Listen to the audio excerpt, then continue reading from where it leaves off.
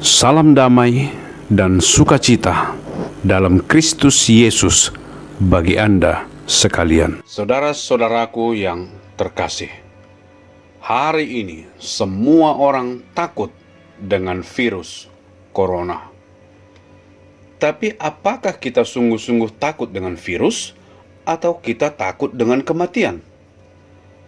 Lalu kita harus tanya diri kita sendiri pertanyaan lain. Mengapa kita sangat takut dengan kematian? Alkitab mengatakan kepada kita alasannya. Di dalam 1 Korintus pasal 15 ayat 55 sampai 58 saya akan bacakan. Hai maut, di manakah sengatmu? Hai maut, di manakah kemenanganmu? Sengat maut ialah dosa, dan kuasa dosa ialah hukum Taurat. Tetapi syukur kepada Allah yang memberikan kita kemenangan melalui Yesus Kristus Tuhan kita. Karena itu, saudara-saudara yang kekasih, berdirilah teguh, jangan goyah, dan giatlah selalu dalam pekerjaan Tuhan. Sebab jerih payahmu tidak akan sia-sia di dalam Tuhan. Jadi kita lihat di sini, Alkitab berkata mengapa kita miliki rasa takut akan kematian, karena kita takut dengan sengat dosa. Saya pikir jika Anda melihat kobra mendekat dan ingin menyengat Anda akan sangat ketakutan karena Anda tahu ada racun yang sangat mengerikan dan menakutkan.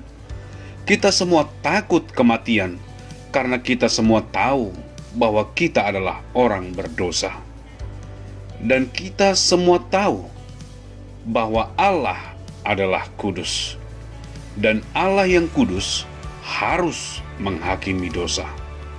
Tapi tentu saja ada banyak orang yang berkata, tapi aku bukanlah orang berbuat dosa besar. Tetapi yang ingin disampaikan juga di sini ada di ayat 56. Kuasa dosa ialah hukum Taurat. Oh, Anda bukan orang yang berdosa besar? Apa yang dikatakan hukum Taurat? Apa yang dikatakan 10 perintah Allah? 10 perintah Allah mengatakan bahwa engkau tidak boleh berbohong. Lalu Anda berkata bohong itu alami. Setiap anak kecil berbohong. Mereka berbohong setiap waktu. Saya tidak tahu berapa ribu kali saya berbohong saat saya anak-anak. Saya hanya tidak ingin dapat masalah, makanya saya bohong. Apakah kau yang lakukan ini? Tidak, bukan aku. Apa kau yang mengambil ini? Tidak, bukan aku. Kita berbohong dan berpikir bahwa itu tidak apa-apa. Saya tidak akan masuk penjara karena bohong. Hakim tidak akan menghukum saya. Tetapi di mata Tuhan, bahkan satu bohong sekalipun adalah dosa. Janganlah engkau berdusta. Jadi Anda tahu kenapa kita takut mati? Karena kita tahu kita berdosa bukan berdasarkan hukum dari Indonesia. Kalau berdasarkan hukum Indonesia, hampir semua dari Anda belum pernah dipenjara. Hampir semua dari Anda belum pernah ditangkap oleh polisi. Tapi kita tidak sedang berbicara tentang berhadapan dengan polisi. Polisi tidak dapat melihat segala sesuatu. Hukum negeri ini hanya untuk orang yang benar-benar jahat. Tetapi hukum Allah adalah janganlah engkau berbohong. Oh, kita semua pernah berbohong. Dan itulah mengapa kita takut. Kita tahu bahwa standarnya Allah sangat tinggi. Dan kita adalah orang berdosa. Itulah sebabnya kita takut dengan kematian. Jadi ini bukan tentang virus corona. Tidak. Kita kena virus, kita sembuh.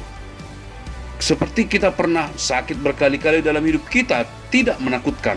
Tetapi virus corona dapat membawa kematian. Wow, sungguh menakutkan. Tetapi mengapa kematian sangat menakutkan? Karena kita tahu bahwa kita akan berdiri di hadapan seorang hakim yang mempunyai standar yang sangat tinggi. Bahkan satu kebohongan saja termasuk pelanggaran hukum. Anda sudah melanggar hukum. Jadi apa yang harus kita lakukan? Siapa yang tidak pernah berbohong dalam hidupnya? Kalau ada yang berkata, "Aku tidak pernah bohong dalam hidupku," adalah seorang pembohong. Saat itu juga saya tahu bahwa dia berbohong. Sekarang, puji syukur ayat ini berkata selanjutnya di ayat ke-57. Tetapi syukur kepada Allah yang telah memberikan kita kemenangan oleh Tuhan kita Yesus Kristus. Jadi apa yang terjadi? Kenapa orang Kristen tidak takut mati? Karena orang Kristen tahu bahwa Yesus disalib untuk satu alasan, untuk menderita, untuk mencurahkan darahnya, untuk menyucikan kita dari dosa, untuk mati bagi dosa-dosa saya, dan bangkit kembali dari kematian. Jadi sebagai orang percaya, Anda dan saya dapat berkata bahwa sengat dosa tidak membuatku takut.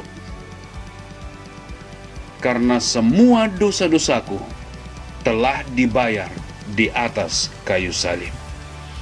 Karena Yesus telah pergi ke kayu salib, mengambil dosa-dosaku, dosa yang lalu, dosa yang sekarang, dosa di masa depan. Semua dosaku telah diambil oleh Yesus. Yesus telah menderita untuk itu. Yesus mencurahkan darahnya untuk menyucikanku dari dosa, dan Yesus mati untuk dosa-dosaku. Dan dia telah bangkit dari kematian. Ketika Yesus di kayu salib, dia mengatakan sesuatu yang luar biasa. Ketika dia telah membayar dosa-dosa kita, dia berkata, "Sudah selesai." Yang artinya, lunas. Sudah dibayar secara penuh. Ganjaran atas dosa-dosa kita telah dibayar penuh oleh Yesus. Jadi hari ini, ketika semua orang takut dengan kematian, dan mereka takut mati karena mereka tahu bahwa mereka orang berdosa, Anda dan saya tahu seorang yang luar biasa 2000 tahun yang lalu mengasihi saya, naik ke kayu salib bagi saya, dan membayar harganya untuk saya. Jadi, maut, di manakah sengatmu? Jadi itulah mengapa kita sebagai orang Kristen yang sungguh percaya kepada Yesus dapat berkata, "Kematian tidak membuatku takut.